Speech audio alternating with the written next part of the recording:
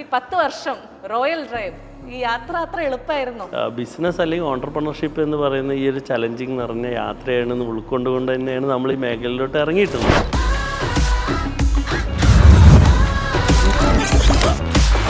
ഈ പൃഥ്വിരാജ് വാങ്ങിച്ച കാറുകളെ കുറിച്ചൊന്ന് പറയാവോ? അദ്ദേഹത്തിൻ്റെ കയ്യിൽ ലംബോർഗിനി ഹൊറാക്ക ഉണ്ടായിരുന്നു. അത് എക്സ്ചേഞ്ച് ചെയ്തുകൊണ്ട് നമ്മുടെ അടുത്ത് നിന്ന് തന്നെ ലംബോർഗിനിയുടെ ഉറൂസാണ് വാങ്ങിച്ചത്. ചില സാധാരണക്കാർക്ക് ഒരു പേടിയായിരിക്കും, കുടുംബം മൊത്തം വിറ്റാലും ആധാരം കൊടുത്താലും കിട്ടാൻ പറ്റാത്ത അത്രയും വലിയ കാറുകളാണ് അവിടെ ഇരിക്കുന്നത്. ഒരിക്കലല്ല, നമ്മൾ അതിൻ്റെ ഭാഗമായിട്ടാണ് ഞങ്ങൾ ബഡ്ജറ്റ് കാറുകൾക്ക് കൂടി ഇപ്പോൾ ഞങ്ങൾ ഇറങ്ങിയിട്ടുണ്ടായിരുന്നു. വളരെ സ്മാർട്ട് എന്ന് പറഞ്ഞിട്ട് 5 lakh to 5 ലക്ഷത്തിൽ സ്റ്റാർട്ട് ചെയ്യുന്ന കാറുകൾ ഞങ്ങളുണ്ട്. റോയൽ ഡ്രൈവിൽ എൻഫോഴ്സ്മെന്റ് ഡയറക്ടറേറ്റിന്റെ റെയ്ഡ് നടത്തുന്നു, 500 കോടി രൂപ പിടിച്ചെടുക്കുന്നു. നമ്മളെ നാടിൻ്റെ ഇപ്പോഴത്തെ ഒരു കൾച്ചറിന്റെ ഭാഗമാണ്. എന്ത് ഹൈപ്പാക്കി പറയുന്നു അതാണ് വൈറലാവുക. ഒരു സെക്കൻഡ് ഹാൻഡ് വാഹനം വാങ്ങുമ്പോൾ ഒരു കസ്റ്റമർ ശ്രദ്ധിക്കേണ്ട ഏറ്റവും പ്രധാനപ്പെട്ട 2-3 പോയിന്റുകൾ എന്തൊക്കെയായിരിക്കും? വെഹിക്കിൾ നോക്കുന്ന കൂടെ തന്നെ അതിൻ്റെ ഓണറേയും കൂടി നമ്മൾ നോക്കേണ്ട അവസ്ഥയുണ്ട്. അപ്പം ഞങ്ങളെ വരെ പറ്റിക്കാൻ ശ്രമിക്കുന്ന കസ്റ്റമേഴ്സ് ഉണ്ട്. നല്ല രീതിയിൽ ഇടിച്ചിട്ട് പണിയെടുത്താൽ ഞങ്ങൾക്ക് കണ്ടെത്താൻ കഴിഞ്ഞു. കാരണം ഞങ്ങളുടെ ടീമിൻ്റെ മികവാണ്. ഇതൊരു പാവപ്പെട്ടവൻ ഇതിൽ പെടും. മറ്റ് സംസ്ഥാനങ്ങളിലെ വാഹനങ്ങൾക്ക് വില കുറവാണെന്ന് പറഞ്ഞുകൊണ്ടാണല്ലോ ആളുകളെല്ലാം ഡൽഹിയിലും UP-യിലും ഒക്കെ പോയി വാഹനം വാങ്ങിക്കുന്നത്. എന്തുകൊണ്ടായിരിക്കാം അവിടെയൊക്കെ ഇത്രയും വിലക്കുറവ് കൊടുക്കാൻ കാരണം? എത്ര വാഹനങ്ങൾ റോയൽ ഡ്രൈവിലൂടെ വിറ്റുപോയിട്ടുണ്ട്? 5,000 above എന്തായാലും കാറുകൾ നമ്മൾ ഡീൽ ചെയ്തിട്ടുണ്ട്. ഈ ജർമ്മൻ വണ്ടികൾക്ക് കൂടുതൽ മാർക്കറ്റ് ഉണ്ട്, കൂടുതൽ ആളുകൾക്ക് താല്പര്യമാണ് എന്നൊക്കെ പറഞ്ഞു കേൾക്കാറുണ്ട്.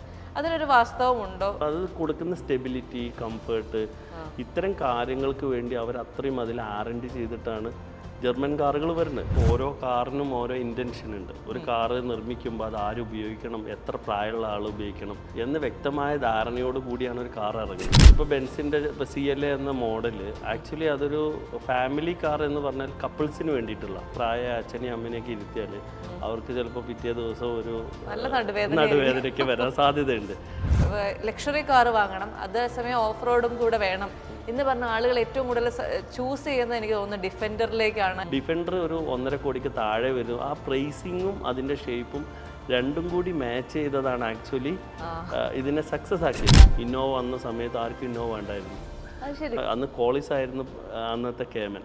പക്ഷേ ഇന്നോവ വന്നു. പക്ഷേ 2005-ൽ ഇന്നോവ വാങ്ങിയ ആളുകളൊക്കെ ഒരു 2010-ൽ വിറ്റപ്പോഴും ഡിപ്രീസിയേഷൻ വരാതെ വിറ്റ ആളുകളുണ്ട്. Hello everyone, welcome to the show. കുറച്ച് വർഷങ്ങൾക്ക് മുൻപ്, കൃത്യമായിട്ട് പറഞ്ഞാൽ ഒരു 10 വർഷങ്ങൾക്ക് മുമ്പ് വരെ ഒരു പ്രീ ഓൺ ലക്ഷറി കാർ അല്ലെങ്കിൽ ഒരു സെക്കൻഡ് ഹാൻഡ് ലക്ഷറി കാർ വാങ്ങിക്കുക എന്ന് പറഞ്ഞാൽ മലയാളിയെ സംബന്ധിച്ചിടത്തോളം ഭയങ്കര ടെൻഷനായിരുന്നു. അയ്യോ, വാങ്ങിച്ച എന്തെങ്കിലും പ്രശ്നമാവോ, ഇനി എന്തെങ്കിലും പ്രശ്നം വന്നാൽ ഇത് ആരോട് പോയി പറയും, ഇങ്ങനെയൊക്കെയുള്ള കാരണങ്ങൾ കൊണ്ട് നമ്മളിങ്ങനെ മാറി നിൽക്കുമ്പോഴാണ് ഒരു യുവ സംരംഭകൻ റോയൽ ഡ്രൈവ് എന്ന് പറയുന്ന ഒരു പ്രസ്ഥാനവുമായി മുന്നോട്ട് വരുന്നത്. ആ സംരംഭകന്റെ പേരാണ് മുജീബ് റഹ്മാൻ. അദ്ദേഹത്തെക്കുറിച്ചും ഇന്ന് 10 വർഷമായിട്ടുള്ള ആ വിജയകരമായ റോയൽ ഡ്രൈവ് യാത്രയെക്കുറിച്ചുമാണ് നമ്മളിന്ന് സംസാരിക്കുന്നത്. സ്നേഹത്തോടെ സ്വാഗതം ചെയ്യാം മുജീബ് ഏട്ടാ, വെൽക്കം ടു ദ ഷോ.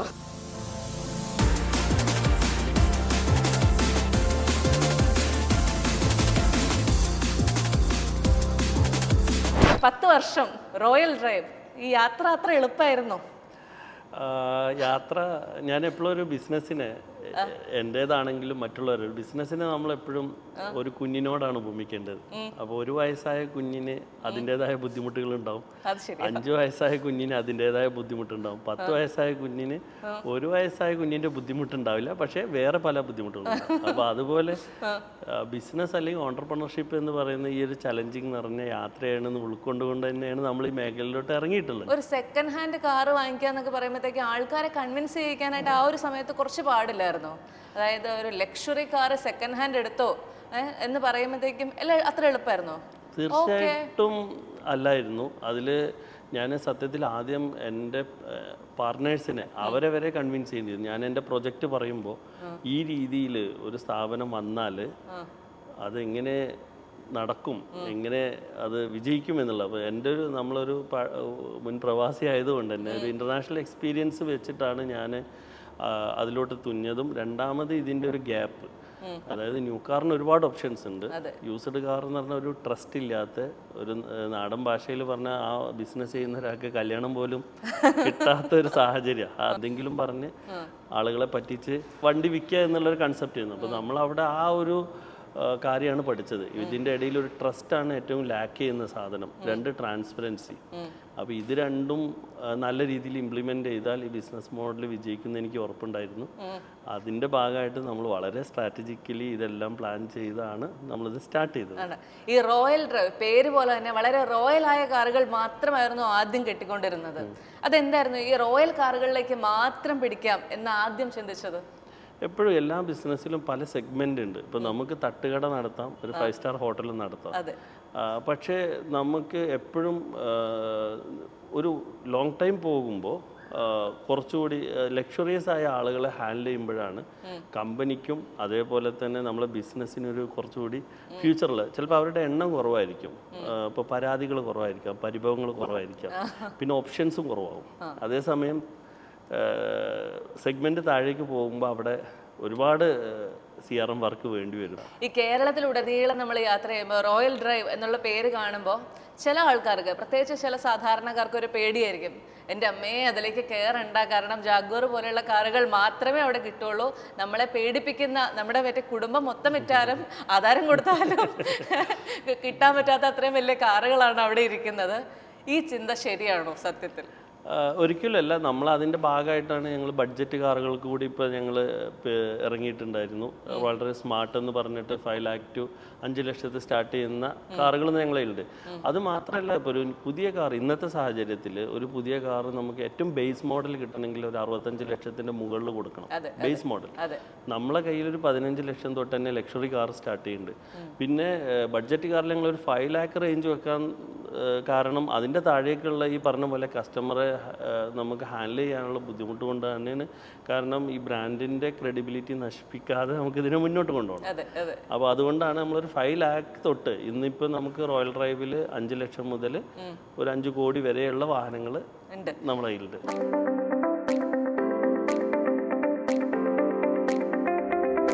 ഈ മലയാളത്തിലെ ഈ ഓട്ടോ എന്തൂസിയാസ്റ്റുകളായ ചില നടന്മാരെ എടുത്തു കഴിഞ്ഞാൽ അതിൽ പ്രധാനിയായിട്ട് നമ്മൾ പറയുന്നൊരു പേരാണ് പൃഥ്വിരാജ്. ഈ പൃഥ്വിരാജ് അടക്കമുള്ളവർ റോയൽ ഡ്രൈവിൽ നിന്ന് കാർ എടുത്തപ്പോൾ റോയൽ ഡ്രൈവിന്റെ വിശ്വാസ്യതയും അതുപോലെ തന്നെ കസ്റ്റമേഴ്സിന്റെ ഒഴുക്കും കൂടിയോ? തീർച്ചയായിട്ടും ഞാനതിൽ അദ്ദേഹത്തോട് എപ്പോഴും നന്ദിയുണ്ട്. കാരണം എന്താ വെച്ചാൽ റോയൽ ഡ്രൈവിലപ്പുറം പ്രിയോണ്ട് ഇൻഡസ്ട്രിക്ക് തന്നെ അതൊരു വലിയൊരു എനർജിയാണ് തന്നത്. കാരണം ഒരു പ്രിയോണ്ട് വാഹനം വാങ്ങാം, അതൊരു ഒരു ഇൻവെസ്റ്റ്മെൻറ്റ് ടൈപ്പാണ് എന്ന രീതിയിൽ, അല്ലെങ്കിൽ അത് ഓരോ വ്യക്തികളുടെ പേഴ്സണൽ ചോയ്സ് ആണല്ലോ അദ്ദേഹം എത്ര സ്പെൻഡ് ചെയ്യണം, എങ്ങനെ സ്പെൻഡ് ചെയ്യണം. അപ്പോൾ അതിൽ മറ്റു കാര്യങ്ങളൊന്നും പരിഗണിക്കാതെ അദ്ദേഹം നമ്മളെ ഇന്ന് വാഹനം വാങ്ങി എന്നുള്ളത് വളരെ സന്തോഷമുള്ള കാര്യമാണ്. അത് ഞങ്ങൾക്കും ഒരുപാട് എന്താ പറയുക ഉപകാരം വന്നിട്ടുണ്ട്. അതിലപ്പുറം മറ്റുള്ള ഇപ്പോൾ ഈ ഇൻഡസ്ട്രിയിലുള്ള മറ്റുള്ളവർക്കും പൃഥ്വിരാജ് ഒരു പ്രിയോണ്ട് വാങ്ങിയല്ലോ, അതുകൊണ്ട് എനിക്കും വാങ്ങാം എന്നുള്ളത് ഈ ഇൻഡസ്ട്രിക്ക് തന്നെ അതൊരു വലിയൊരു സംഭാവനയായിട്ടാണ് ഞാൻ കാണുന്നത്. ഈ പൃഥ്വിരാജ് വാങ്ങിച്ച കാറുകളെ കുറിച്ചൊന്ന് പറയാമോ? സ്വാഭാവികമായിട്ട് നമുക്കൊക്കെ അറിയാൻ താല്പര്യം ഉണ്ടാവുമല്ലോ. അദ്ദേഹം ആദ്യം വാങ്ങിച്ച് അദ്ദേഹത്തിൻ്റെ കയ്യിൽ ലംബോർഗിനി ഹൊറാക്ക ഉണ്ടായിരുന്നു. അത് എക്സ്ചേഞ്ച് ചെയ്തുകൊണ്ട് നമ്മുടെ അടുത്ത് നിന്ന് തന്നെ ലംബോർഗിനിയുടെ ഉറൂസാണ് വാങ്ങിച്ചത്. അത് കഴിഞ്ഞ് അദ്ദേഹം ഇപ്പോൾ ഉപയോഗിച്ചുകൊണ്ടിരിക്കുന്ന G63, അത് ഇന്ത്യയിലെ തന്നെ ഏറ്റവും ബെസ്റ്റ് സ്പെക്കുള്ള ഒരു വാഹനം ഉണ്ടായിരുന്നു, അതാണ് വാങ്ങിച്ചത്.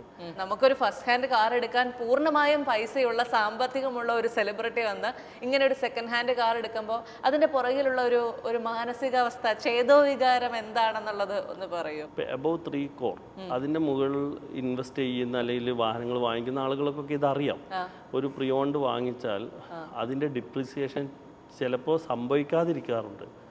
അതായത് ഇപ്പോൾ നേരത്തെ പറഞ്ഞ G63 2020 അതിൻ്റെ on road value 3 crore rupees ആയിരുന്നു കേരളത്തിലെ ഓൺ റോഡ് പ്രൈസ്. ഇന്ന് ഏകദേശം 4.25 കോടിയായി. അന്ന് 3 കോടിക്ക് ഇറങ്ങിയൊരു വാഹനം പ്രിയോണ്ട് വാങ്ങിച്ച ഒരാൾക്ക് ഇന്ന് ഈ വാഹനത്തിന് 4.25 കോടി വരുമ്പോൾ ഒബിയസ്ലി ചിലപ്പോൾ ഡിപ്രീസിയേഷന് പകരം അപ്രീസിയേഷൻ കിട്ടാം വിൽക്കുന്ന സമയത്ത്. അപ്പോൾ ഒരാൾ ഇതൊരു ഇൻവെസ്റ്റ്മെൻ്റ് ആയിട്ട് നമുക്കിഷ്ടമുള്ള വാഹനം ഉപയോഗിക്കുന്നു, അതിൻ്റെ കൂടെ പണം നഷ്ടപ്പെടാതിരിക്കുന്ന ഒരവസ്ഥ, അതും കൂടി സംഭവിക്കുക. പണ്ട് ഇതേ ഇത് ലക്ഷറി പറയുമ്പോൾ ആളുകൾക്ക് ഇത് നടക്കുമോ സംശയമുണ്ട്. ചെറിയ ഉദാഹരണത്തിന് 2005 ഇന്നോവ വന്ന സമയത്ത് ആർക്കും ഇന്നോവ വേണ്ടായിരുന്നു. ഇന്നോവ അന്ന് കോളിസ് ആയിരുന്നു അന്നത്തെ കേമൻ. പക്ഷേ ഇന്നോവ വന്നു. പക്ഷേ 2005 ഇന്നോവ വാങ്ങിയ ആളുകളൊക്കെ ഒരു 2010 വിറ്റപ്പോഴും ഡിപ്രീസിയേഷൻ വരാതെ വിറ്റ ആളുകളുണ്ട്. ഇതേ അവസ്ഥ കോളിസിനും വന്നിട്ടുണ്ട്.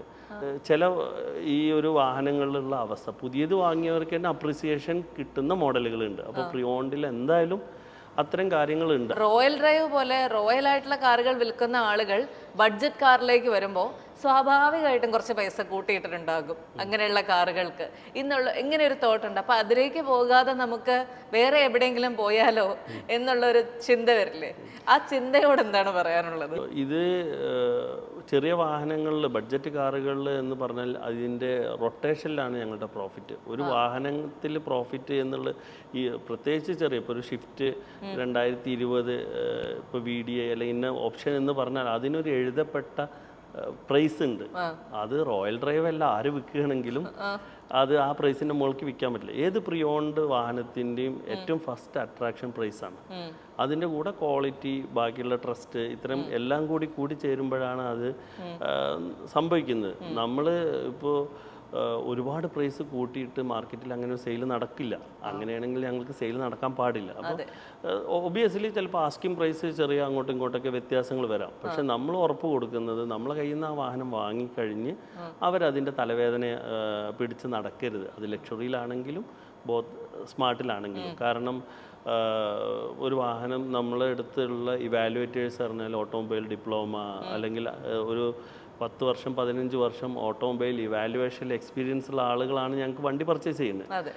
ഒരു ബ്രോക്കറോ ഒരു ഡീലറോ അല്ലെങ്കിൽ ഏതെങ്കിലും ആൾ പോയിട്ട് ജസ്റ്റ് കാണുന്നത് പോലെയല്ല. അപ്പോൾ അത്രയും ഡീപ്പ് ഇവാലുവേഷൻ ലൈഫിൽ എപ്പോഴെങ്കിലും ഒരു 3 വർഷത്തിലോ 5 വർഷത്തിലോ വണ്ടി വാങ്ങുന്ന ഒരാൾക്ക് സാധ്യമല്ല. അപ്പോൾ ആ ഇവാലുവേഷൻ പ്രോസസ്സിലൂടെ വന്ന് അതിൽ ഞങ്ങൾ ഡിറ്റക്ട് ചെയ്ത കംപ്ലൈൻറ്റുകളെ ഞങ്ങൾ ക്ലിയർ ചെയ്ത് ആണ് നമ്മൾ വിൽക്കുന്നത്. അത് ലക്ഷറിയിലാണെങ്കിലും സ്മാർട്ടിലാണെങ്കിലും. അപ്പോൾ ആളുകൾ ഞങ്ങളുടെ അടുത്ത് നിന്ന് വീണ്ടും 12 വാഹനം തുടർച്ചയായി ഞങ്ങളുടെ അടുത്ത് വാങ്ങിയ കസ്റ്റമറൊക്കെ ഉണ്ട്. ഒരു കുടുംബം ഒരു കാറ് പർച്ചേസ് ചെയ്യാൻ വരുമ്പോൾ എന്തൊക്കെ കാര്യങ്ങളായിരിക്കും പൊതുവെ ആലോചിക്കാറുള്ളത്? ഇപ്പോൾ പൊതുവെ ഈ പറഞ്ഞ പോലെ എല്ലാവരും കൂടിയിട്ടാണ് ഒരു തീരുമാനത്തിലോട്ട് എത്തുന്നത്. അത് ഞങ്ങൾക്ക് പോസിറ്റീവാണ്, വെല്ലുവിളികളാണ്. കാരണം ഇവരുടെ എല്ലാവരുടെയും അഭിപ്രായത്തെ ഏകോപിപ്പിക്കണം എന്നുള്ള ഒരു വെല്ലുവിളി അതിലുണ്ടെങ്കിൽ കൂടി പോസിറ്റീവ് എന്താ വെച്ചാൽ എടുത്തു കഴിഞ്ഞിട്ട് അവർ വളരെ ഹാപ്പി ആയിരിക്കും. ഒരു കൂട്ടമായ തീരുമാനത്തിലെടുത്ത്. മറ്റേത് ഫാദർ പോയിട്ട് ഏതെങ്കിലും ഒരു ബ്രോക്കർ കെയർ ഓഫിൽ ഏതെങ്കിലും ഒരാളെ കയ്യിൽ നിന്ന് വണ്ടി വാങ്ങിച്ചു വരും.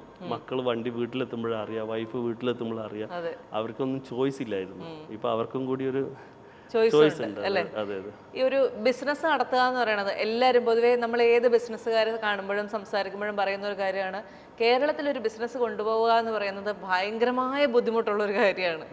അപ്പോൾ കഴിഞ്ഞ 10 വർഷമായി ഒരു വളരെ വിജയകരമായ ഒരു ബിസിനസ് നടത്തുക, അതും കോടിക്കണക്കിന് രൂപയുടെ കാറുകളാണ് നമ്മൾ റീസെയിൽ ചെയ്യുന്നത്, ഇങ്ങനെയൊക്കെയുള്ള കാര്യങ്ങൾ ചെയ്യുന്നത്. അപ്പോൾ അങ്ങനെയൊക്കെ വരുമ്പോഴത്തേക്കും നമ്മൾക്കെതിരെയുള്ള ആരോപണങ്ങൾ കേൾക്കാനുള്ള സാധ്യതകളും വളരെ കൂടുതലായിരിക്കും. അങ്ങനെ ഞാൻ കേട്ട ഒരു ആരോപണമായിരുന്നു, റോയൽ ഡ്രൈവിൽ എൻഫോഴ്സ്മെന്റ് ഡയറക്ടറേറ്റിന്റെ റെയ്ഡ് നടത്തുന്നു, 500 കോടി രൂപ പിടിച്ചെടുക്കുന്നു, ഇങ്ങനെയൊക്കെയുള്ള കഥകൾ. ഈ കഥകൾക്ക് പിന്നിലെ വാസ്തവം എന്താണ്? ഇതിൽ സത്യസന്ധമായി പറയുകയാണെങ്കിൽ നമ്മളെ നാടിൻ്റെ ഇപ്പോഴത്തെ ഒരു കൾച്ചറിൻ്റെ ഭാഗം എന്ത് ഹൈപ്പാക്കി പറയുന്നു അതാണ് വൈറലാവുക. ആക്ച്വലി ഒന്ന് എൻഫോഴ്സ്മെന്റ് ഞങ്ങളുടെ അടുത്ത് വന്നിട്ടില്ല. അതാണ് ആദ്യത്തേത്. ഇൻകം ടാക്സിന്റെ ഇപ്പോൾ ഇന്റർവ്യൂ കേൾക്കുന്ന വിവരമുള്ളവർക്കറിയാം, സർവേയും ഉണ്ട്, സെർച്ചും ഉണ്ട്. സെർച്ച് എന്ന് പറഞ്ഞാൽ അവർ നമ്മളെ കുറിച്ച് വ്യക്തമായി നമ്മളെന്തോ കള്ളത്തരം ചെയ്യേണ്ടതെന്നൊക്കെ പഠിച്ച് അതിൽ നമ്മളെ ആ രീതിയിൽ. സർവേ എന്ന് പറഞ്ഞാൽ അവർ നമ്മളെ അടുത്ത് വരും, വന്ന് നമ്മളോട് നമ്മളുടെ ഓപ്പറേഷൻ മോഡൽ ചോദിച്ചറിയും. എന്നിട്ട് നമ്മളെ കയ്യിൽ നിന്ന് നമ്മളെ ഡാറ്റകളും നമ്മൾ സമർപ്പിച്ച ഡാറ്റയും തമ്മിൽ എന്തെങ്കിലും മിസ്റ്റേക്ക് ഉണ്ടോ എന്ന് ചെക്ക് ചെയ്യും. അപ്പോൾ അത്തരത്തിലുള്ളൊരു സർവേയാണ് ആക്ച്വലി ഇൻകം ടാക്സ് സർവേയാണ് ഞങ്ങൾക്ക് നടന്നത്. നിർഭാഗ്യവശാൽ കേരളത്തിലെ പല പ്രമുഖ പത്രങ്ങളടക്കം അതിനെ എല്ലാ പത്രങ്ങളിലും ആകെ ഒരു പത്രത്തിലാണ് എനിക്ക് തോന്നുന്നു അഗ്രസീവായിട്ട് ന്യൂസ് വന്നത്. അപ്പോൾ ഞാൻ അതിൻ്റെ ആളോട് ഞങ്ങൾ ഇവിടുന്ന് ഞങ്ങളെ ടീം പോയിട്ട് എൻ്റെ GM പോയിട്ട് അന്വേഷിച്ചു. അപ്പോൾ അവർ പറഞ്ഞത് യൂട്യൂബിലൊക്കെ വന്നല്ലോ എന്നാണ് അതിന് മറുപടി പറഞ്ഞത്. അപ്പോൾ യൂട്യൂബിൽ വരുന്നതും ഇന്ന് നമ്മൾ ഓതൻറ്റിക് ആണെന്ന് വിശ്വസിക്കുന്ന ചില പത്രങ്ങൾക്കൊക്കെ ന്യൂസായി മാറാൻ സാധ്യതയുള്ള ലോകത്താണ്. അപ്പോൾ അതിൻ്റെ ഭാഗമാണ് അത്. പിന്നെ വളരെ എന്തായാലും അത്തരം ഒരു സർക്കാർ ഏജൻസി വരുമ്പോൾ ചെറിയ ചെറിയ എന്താ പറയുക കുത്ത് കോമ എന്ന് പറഞ്ഞ ടെക്നിക്കൽ എറേഴ്സ് ഒക്കെ വരാം. എന്നാൽ ഇതുവരെ ഞങ്ങൾ അതിന് വേണ്ടി ഒരു രൂപ ഫൈൻ അടച്ചിട്ടില്ല. അതിൻ്റെ പ്രോസസ്സ് നടന്നുകൊണ്ടിരിക്കുന്നു. നമ്മൾ ഒരു സെക്കൻഡ് ഹാൻഡ് കാറാണ് ഞാൻ വാങ്ങാൻ ആഗ്രഹിക്കുന്നത് എന്നുണ്ടെങ്കിൽ പല പല ഓപ്ഷനുകൾ നമുക്ക് അവൈലബിൾ ആണ്. അപ്പം അതിൽ നിന്ന് എന്തുകൊണ്ട് ഞാൻ റോയൽ ഡ്രൈവിനെ തന്നെ ചൂസ് ചെയ്യണം എന്ന് ചോദിച്ചു കഴിഞ്ഞാൽ, ഇപ്പോൾ റോയൽ ഡ്രൈവ് ഉണ്ട്, ഇനി അതല്ല എനിക്കൊരു ചെറിയ കാറ് വാങ്ങണമെങ്കിൽ റോയൽ ഡ്രൈവ് സ്മാർട്ട് ഉണ്ട്. അപ്പം ഇതിനെയൊക്കെ തന്നെ ഞാൻ എന്തുകൊണ്ട് ചൂസ് ചെയ്യണം എന്ന് ചോദിച്ചു കഴിഞ്ഞാൽ റോയൽ ഡ്രൈവിൻ്റെ CEO എന്ത് മറുപടി നൽകും? എൻ്റെ ഉത്തരം വളരെ ലളിതമാണ്. കാരണം ഈ വിൽക്കുന്ന ആളുടെ ഒരു മൈൻഡ് സെറ്റ് ഈവൻ എൻ്റെ കയ്യിൽ നിന്ന് എന്നെ പറഞ്ഞ് പറ്റിച്ച് എൻ്റെ അടുത്ത് നിന്ന് ഇത് വാങ്ങിച്ചു പോകാനുള്ള ആളാണ് എന്നുള്ള കൺസെപ്റ്റിലാണ് ഈ വിൽക്കുന്ന ആൾ ഈ ആളെ കാണുന്നത്.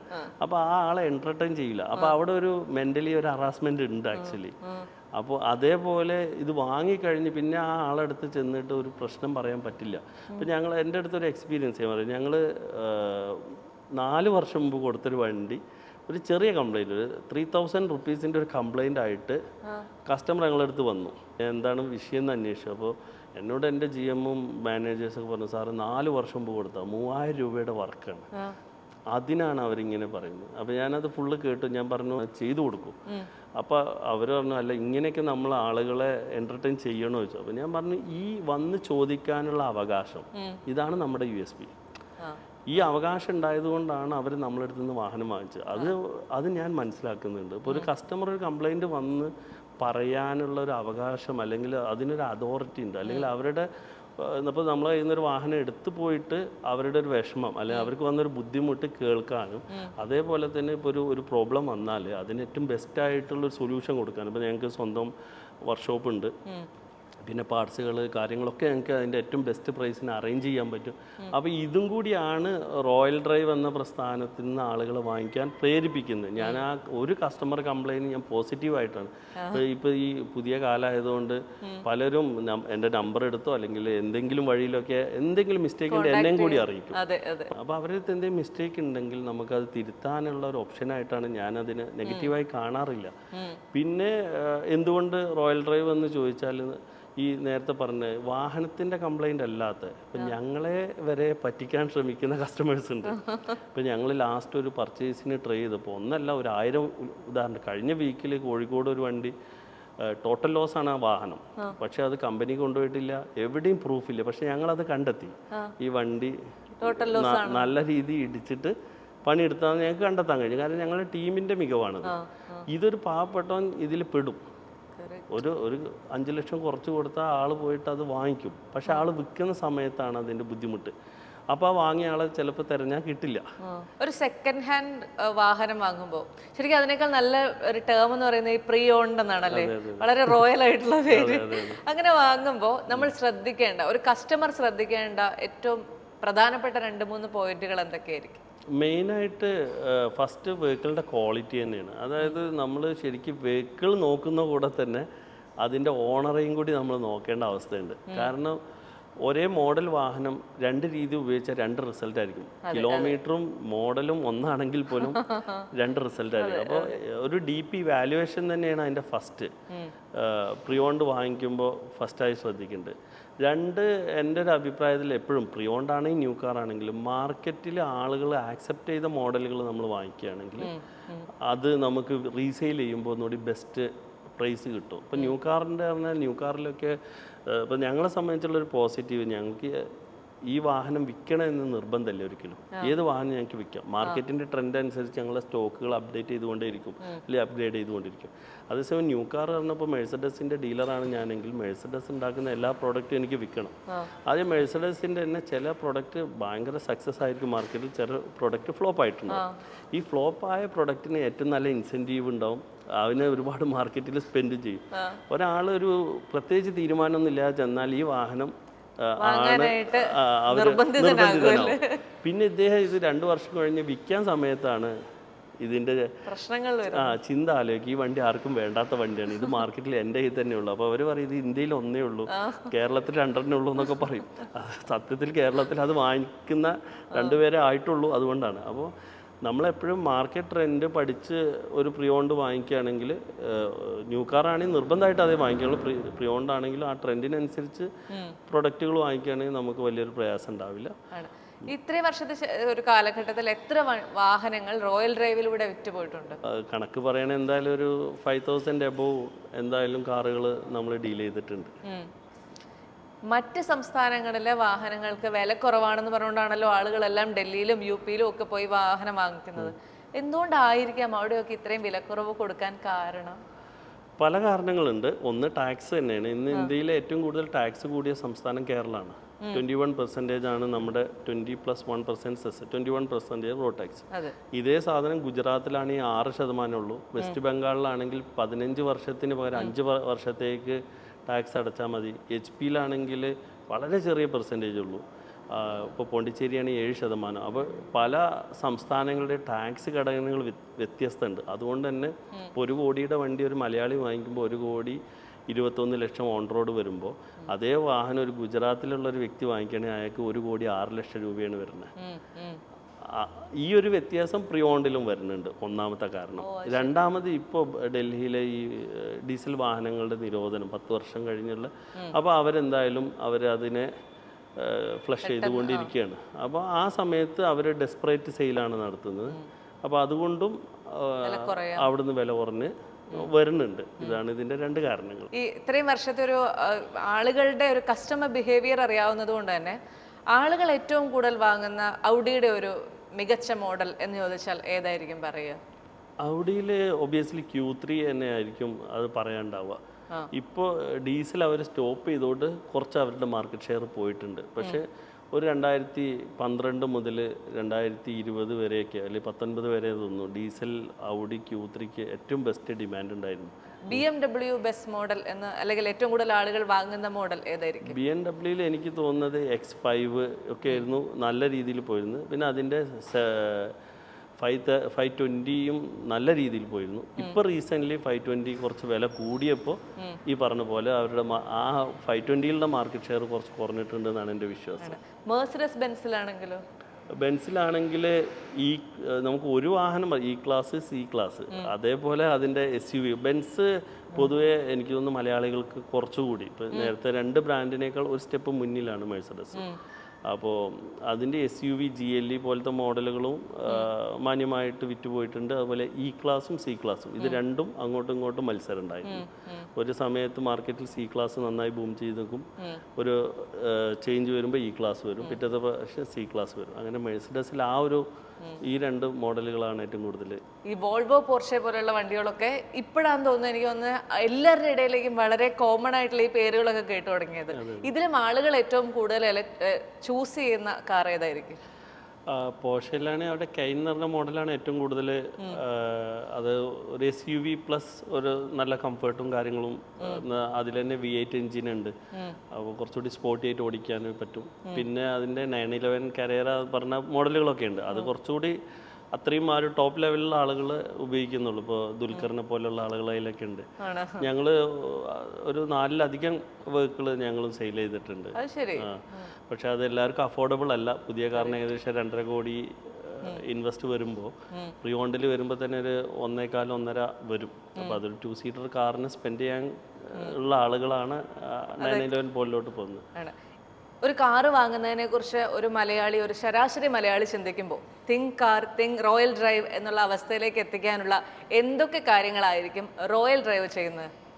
നമ്മളുടെ ഈ 10ാം വാർഷികത്തിൻ്റെ ടാഗ് ലൈൻ തന്നെ think car, think royal drive എന്നാണ്. അതായത് നമ്മൾ ആദ്യം റോയൽ ഡ്രൈവ് എന്ന് പറഞ്ഞാൽ പേര് പോലെ തന്നെ ലക്ഷറി മാത്രമായിരുന്നു കൈകാര്യം ചെയ്തിരുന്നത്. അപ്പോൾ അതിൽ നിന്ന് ഇന്റേണൽ ഡൈവേറിഫിക്കേഷൻ ആയിട്ട് ബഡ്ജറ്റ് കാറുകൾ റോയൽ ഡ്രൈവ് സ്മാർട്ട് വന്നു.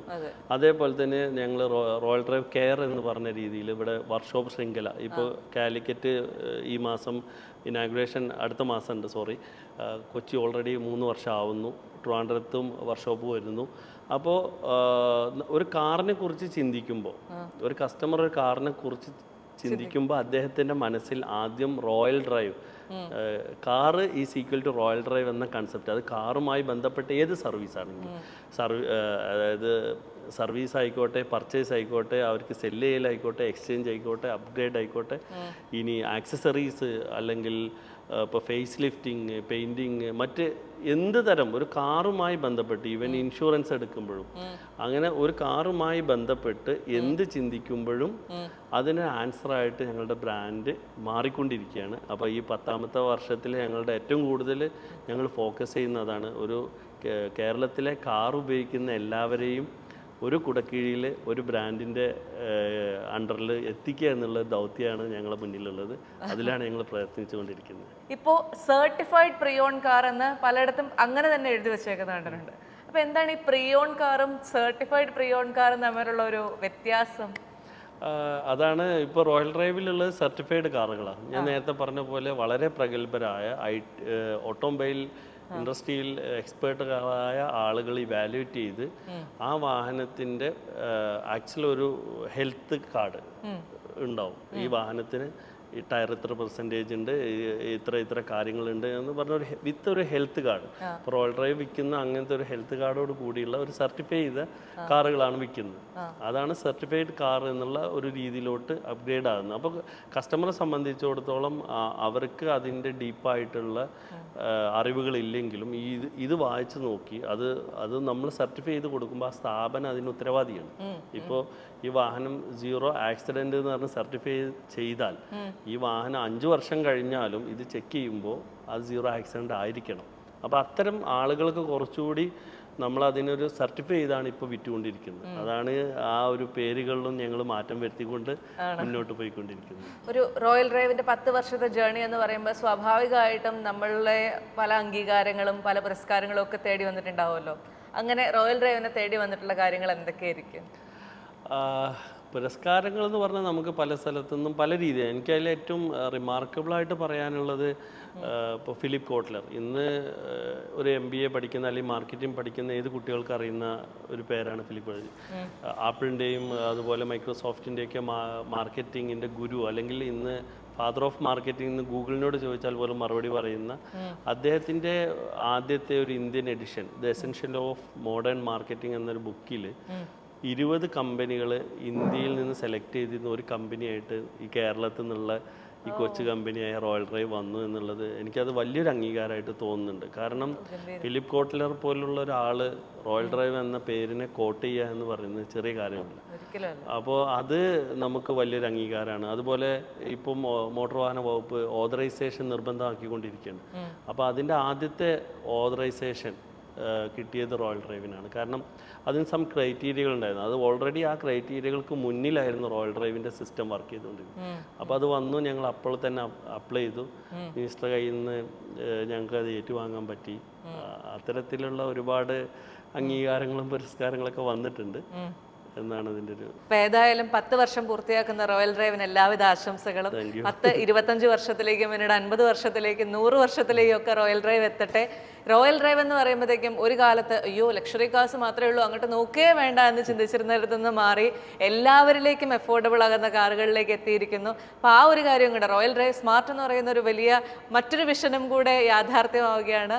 അപ്പോൾ എല്ലാ ആളുകൾക്കും കാർ എന്ന് പറയുന്ന സ്വപ്നത്തിലേക്കുള്ള യാത്ര വളരെ എളുപ്പമാക്കുന്ന, അതിൻ്റെ ഒരു യാത്രയുടെ ദൂരം കുറയ്ക്കുന്ന റോയൽ ഡ്രൈവിന് എല്ലാവിധ ആശംസകളും. And wishing you all the very best and thank you so much for your time.